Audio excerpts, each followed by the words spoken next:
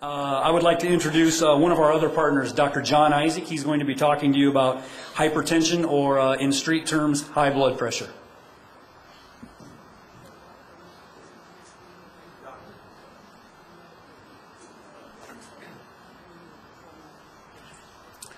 I want to thank everybody for being here today. My talk today is going to be on hypertension and how it relates to cardiovascular disease. Alan, for me to click forward, I just hit. Okay. Cardiovascular disease claims a life every 34 seconds. And it claims more lives than the next 5 leading causes of death in this country. And hypertension plays a huge role as part of that disease process. When you start to look at where cardiovascular disease clusters, you can see that as you look at this map of the United States, the darker areas, the more purple areas, are higher numbers of patients who die from cardiovascular disease. It seems to be clustered more in the south and in the east, a little bit less in the north and towards the west. But you can see where Texas kind of falls into that whole conglomerate, and there's a lot of cardiovascular disease. Thank you. There's a lot of death in the state of Texas. We can put this into a little bit better perspective. If I can get to the next slide.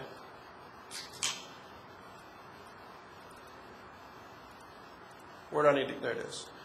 This is heart disease deaths as it relates to the trends that I just showed you in the U.S. Right here, you can see the trends in the state of Texas are a little higher than what we see in the U.S. And you can see in the greater Houston area a much higher trend, almost 280 deaths per 100,000. So we have a little higher rate in this area due to probably lifestyles and multiple risk factors, including hypertension. Alan, I'm not sure. This is stroke death, and you get a similar trend. You see, this is the U.S. trends. Here's Texas, and again, greater Houston. Again, we tend to lead the pack as it relates to these two. When you look at blood pressure elevations and how it relates to cardiovascular disease, you can see that blood pressures of 140/90 lead to 69% of first heart attacks, 74% of cases of congestive heart failure, 77% of first strokes, and high blood pressure is associated with a 2 to 3 times higher risk for developing heart failure. When you look at the number of deaths in 2002, it was almost 300,000. I think in 2008 it's probably at least that, if not trending higher. And there's an estimated cost of about $66 billion annually. Let's look at it as you translate your numbers into risk or death. When you look at blood pressure, everybody checks their blood pressure at home. You can kind of get an idea of what you run. When you look at each rise of your blood pressure, on the top number 20 points, on the bottom number 10 points, you get a doubling of your cardiovascular risk. So if you take a patient, maybe young, healthy, blood pressure is hovering in that 115/75, over time, age, weight gain, other issues that play into it to cause the blood pressure to go up, and you jump up to 135/85, which is a blood pressure that many people walk into the office and say, hey, you know, my blood pressure's been doing very, very well. Well, this jump from here to here has just doubled your cardiovascular risk. If you then go up the next stage, another 20/10 points to 155/95, which again, many people in this room walk in the office with those kind of blood pressures, you've quadrupled your risk. You get into this range, it's 8 times your cardiovascular risk relative to this patient here. And many of you, if you're my patients, you've heard me harp on getting those numbers down, and people will walk in and say, well, it's just I'm in the office and my pressure's high, and I really stress checking the blood pressures at home and making sure that your trends are closer to that 115/75 range. I tend to even be a little bit of a nag about the 130s because I think we need that buffer zone. You need to have that top number in the 1-teens to 120s to protect against this kind of cardiovascular trend. Let's look at blood pressure classification, because that's always an issue, is how do we define what is high blood pressure? You hear doctors talk about, oh, it's okay, it's not okay. Truly, Normal blood pressure is less than 120 on the top and less than 80 on the bottom. We define a group of patients between 120 and 139 and 80 to 89 as pre-hypertensive patients. And you probably heard me use that term in the office as well. And the reason that group is defined as such is they actually have a higher cardiovascular risk. It's almost, in some cases, a threefold higher risk than a patient who has a normal blood pressure. So I tend, again, to nag about trying to push towards this number, and it really is not related to age. A lot of the patients, at least elderly patients, say, well, I'm an older patient, I should have a higher blood pressure. That's not true. You have to, everybody falls into this range here as a norm. Stage 1 hypertension is 140 to 159 and 90 to 99. Stage 2 is greater than 160 and greater than 100. And again, as you increase from pre-hypertension to stage 1 to stage 2, you begin increasing your cardiovascular risk. When you look at what are the published guidelines tell us as doctors to tell you as patients to set as your goals for blood pressure. Definitely for patients who have really minimal risk factors, we definitely want the numbers less than 140 over 90. Again, as I told you, high blood pressure stage 1 is labeled as 140 over 90. So the goal definitely is to get you below this number. Now, if you have other complicating risk factors for cardiovascular disease, such as diabetes, chronic kidney disease, or your high risk, and high risk could be defined as a patient who's had a cardiovascular event, a heart attack, a stroke, a TIA, or other end organ damage. These patients, oddly enough, in our office, I mean, most people would fall probably in one of these three categories. The goal is to get those patients definitely below 130 over 80, and again, heading towards that 120 over 80. When you look at numbers of adults in the U.S. with hypertension, it continues to increase. As I was showing you, the numbers of deaths increasing, the number of cases of hypertension continues to increase. We see in just about a 3 to 4 year period almost a 10 million patient increase, and probably in 08 another 10 million. So you're probably looking at 20 more million patients from this time frame, from the late 90s, early 2000s to now. And it's a huge, huge problem. Part of the issue is patients, I think, go unrecognized. Either they don't get into the doctors, or doctors are not taking those blood pressure checks seriously. If you look at those patients who have hypertension who actually receive treatment, in 2003, 2004, only 54% of the patients were actually getting treated. If you look at the patients with hypertension who actually got to the goals, I just defined those goals for you, only about a third. So you're talking that almost 70% of patients who have hypertension are not treated to their goal, and that's where those numbers that we were talking about earlier with regard to cardiovascular death are coming from, that we're not recognizing it and we're not treating it, and we're not treating it adequately. What can be done? This is just kind of a synopsis of what we just talked about in the sense of how it relates to cardiovascular disease. And one of the points I want to make is that really very small reductions in blood pressure can be associated with large reductions in cardiovascular risk. So any little thing that you can do as a patient, and any little thing that your doctor can do as a doctor to get that pressure down, translates into reductions. When you look at lifestyle modifications, which is one of the first things that I think patients want to do, they're like, doc, don't put me on a medication, let me do what I need to do to get my pressure down. Well, here's your guidelines. Here's what you can do, and here are some rough estimates of drops in pressure that you're going to get. If you lose 10 kilograms, which is roughly 22 pounds, you can have a 5 to 20 millimeter mercury drop, or 5 to 20 point drop in your blood pressure. Adopting a DASH eating plan, which is a low sodium, high fruit, vegetable type diet, you can drop your pressure by 8 to 14 points. Just restricting sodium 2 to 8, getting off your butt 4 to 9. Moderate alcohol consumption. Now, this is defined in women as approximately 1 drink per day, and men 1 to 2 drinks per day. And as I tell my patients, it's not a drink, it's a normal size drink. So, and if you don't drink alcohol, I don't advocate drinking it, but you can have, with mild and moderate amounts of alcohol, you can have reductions in cardiovascular events, and part of it may be related to some of this as well. This is a busy slide, not designed to go through clinical trials, but more to point out something to you. even with those lifestyle modifications that people do, and it's hard enough to get people to lose the weight and change the diet and exercise and do all those things. So a lot of times we have to go to medications. Most patients will walk in, obviously, and say, hey, doc, I want the least amount of medication. I want the lowest dose. I want, the very least that you can give me. And what we've seen in clinical trials is, and these are multiple clinical trials here, and what this slide is really showing you is what it takes with regard to numbers of medications to attain blood pressure goals. And as you can see, the majority of patients require anywhere from 3 to approaching 4 drugs to get their blood pressure under control. And so when the doctors add medications or use combination therapies, the reason is that in this country, it requires that number of medications to get your blood pressure under control.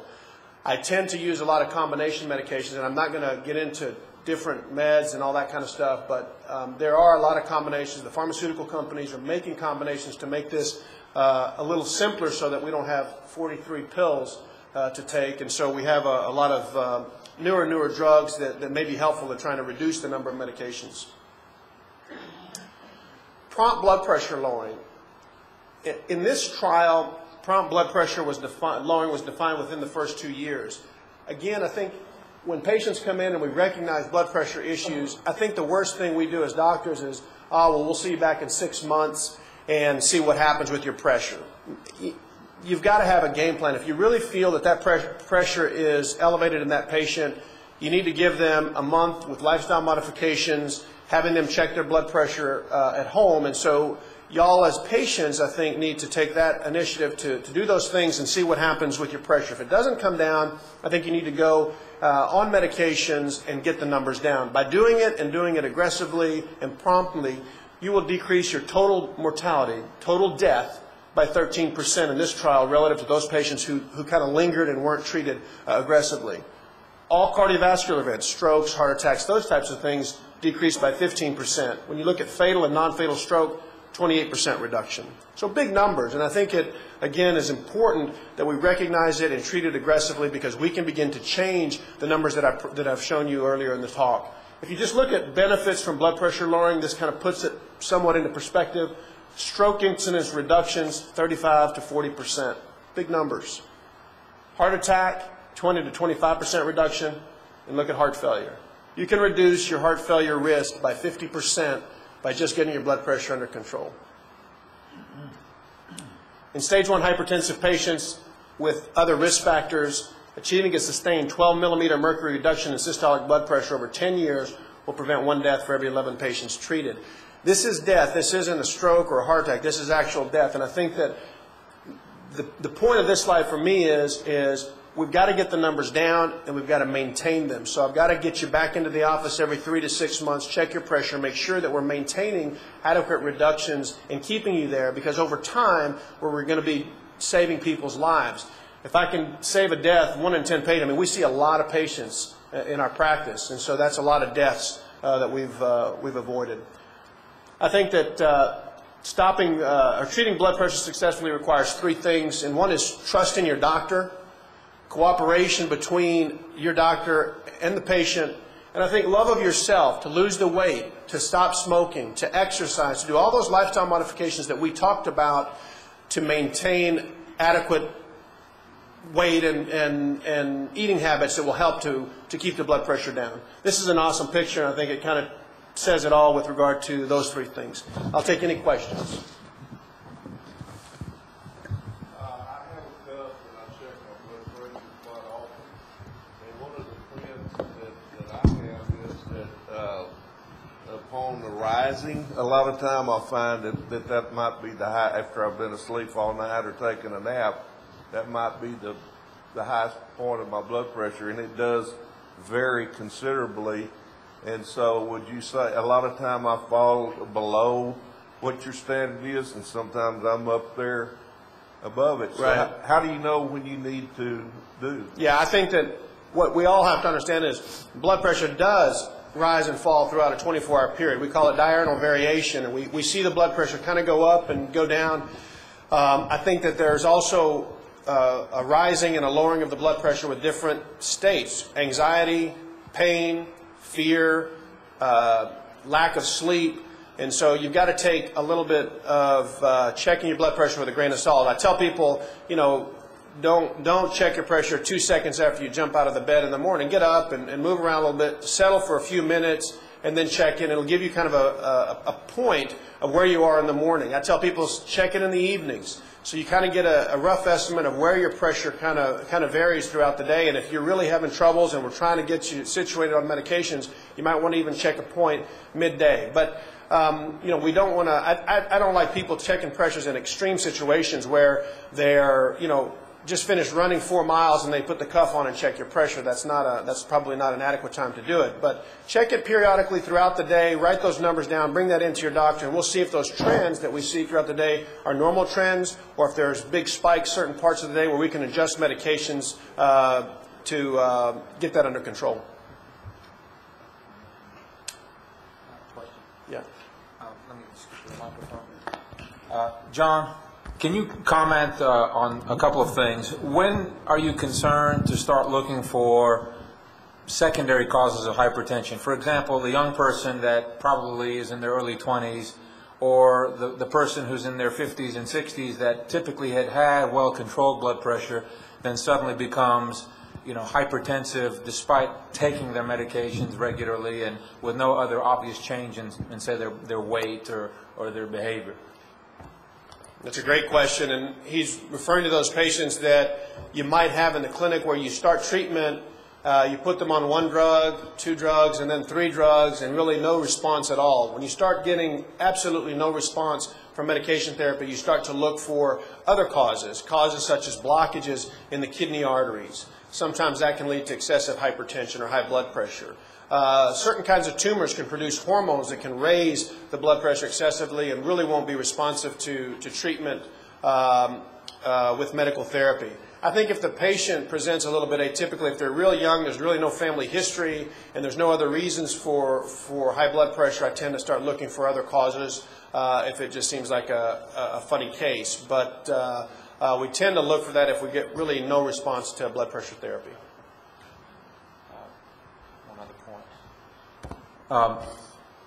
Can you comment on the value of the 24-hour ambulatory blood pressure cuff? I think it's extremely important, and it's one of those things that a lot of doctors' offices, including our own, that we don't have. I think patients come in with what we call white coat hypertension. You come in to the doctor and you say, you know, hey, my pressure's high because I'm in here with you. It's perfect every other time throughout the day. 24-hour ambulatory blood pressure monitoring is where you put a blood pressure cuff on the patient that checks the blood pressure about every hour. You can adjust the timing of it, but it'll check it over a 24-hour period. It'll record those readings, and it'll give the doctor and the patient an idea of what your blood pressure runs throughout the day. And it goes back to your question, sir, where you were asking, you know, what do I do? That's actually a good way to try to define what is it that my blood pressure is doing, because it'll check it hour on the hour. And if you find that the blood pressure is truly down during the time when you're out of the doctor's office, that may define that patient who has white coat hypertension. When you sleep, your blood pressure should go down. If you don't see a roughly 20% reduction in your blood pressure when you're asleep, that may suggest that that patient does have hypertension and has a much higher cardiovascular risk than if it were to go down that 10 or 20% at night. Thanks. Okay. Thank you, Dr. Isaac. I just have 2 additional points from a practical standpoint to add to Dr. Isaac's talk. We encourage and actually, in many cases, demand that you check your blood pressure at home.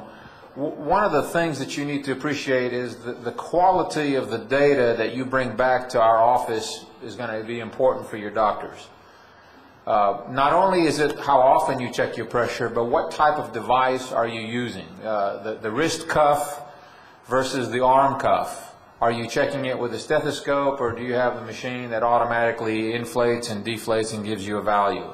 You know, those things, those machines are variable in their accuracy. So we encourage you, if you have one, bring it to the office and have us check it against our wall sphygmomanometers, because that's the only way we're going to know that the fidelity of the information that you're giving us is actually, legitimate. The size of the cuff in large people or very thin people is important. So whenever you go and buy a cuff, you need to measure your arm circumference and make sure that the cuff is designed for the range of arm circumference that your arm is. Because if your arm is too big and you have a small cuff, it'll artificially elevate your blood pressure. And if your arm is very thin and you use a cuff that's too large, it'll give you a low blood pressure cuff. And then the last point I'll make about lifestyle changes is something that is really unrecognized by a lot of physicians throughout, even internists, even cardiologists, and Dr. Isaac alluded to it. The quality of your sleep. Sleep apnea is a major provocateur of accelerated hypertension. It's a major cause of persistent hypertension or difficult to treat hypertension. So when your doctor starts asking you questions about, do you snore, are you tired, and so forth and so on, don't look at him like he's crazy, because it is something that's important with respect to treating your hypertension properly.